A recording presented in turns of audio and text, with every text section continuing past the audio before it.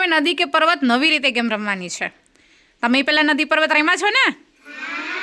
ત્યારે તો એમ હતું ને કે જે દાદી એને નદી જોઈએ કે પર્વત, અને પછી જે પર્વતમાં આવે કે નદીમાં આવે એને આઉટ કરવાના હોય. પણ આજે આપણે નવી રીતે શીખશું. હવે હું થોડાક શબ્દો બોલીશ, એ નદીમાં આવે કે પર્વતમાં એ તમારે નક્કી કરવાનું છે, ને એ પ્રમાણે તમારે નદીમાં કે પર્વતમાં જવાનું છે. હવે જો આપણે લાઈન દોરી છે, તમને દેખાય છે? એની અંદરની સાઈડ છે એ નદી છે, અને એની બહારની સાઈડ છે એ પર્વત છે. સમજાઈ ગયું?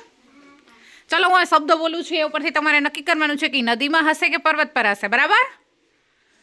ઘેટા બકરા તો ક્યાં રહેવાનું છે? ખાલી પર્વતમાં જ. પગથિયા,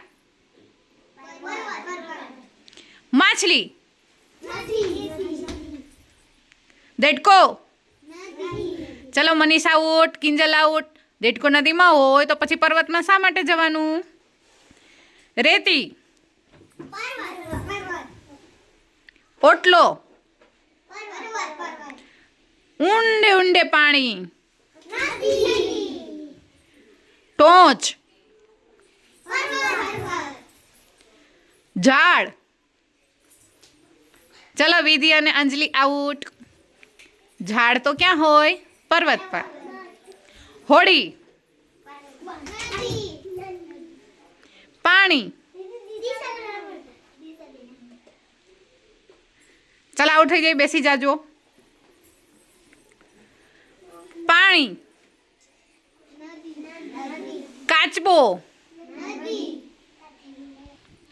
કાચબો, હરણ, સિંહ, સેવાળ, કબૂતર, ઊંચે ઊંચે, પવન, ટ્રક, દરિયાઈ સાપ. ચાલો તમે બે પાછળ રહી ગયા, અભય અને ગગાભા. ફટાફટ કરવાનું હોય, બધા કરે એમ પછી પાછળ નહીં રહેવાનું. હો. માટી. કોણ પાછળ રહ્યું? ખુશી. બકરી, કમળ, ઘર. ચલો ધનુભાઈ પાછળ રહી ગયા, ઝડપથી આપણે કરવાનું. મગર, પુલ,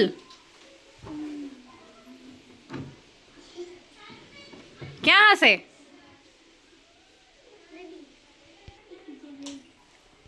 માછલી, હોડી, કાચબો, માટી, પાણી, મગર, વૃક્ષ. ચલ્યા, અને જગા જાસૂસ જ જીતી ગયો છે. જગરાજ તું જીતી ગયો છે, અને 3 આઉટ થઈ ગયા. ઝાડ તો ક્યાં હોય? નદીમાં અંદર થોડું હોય.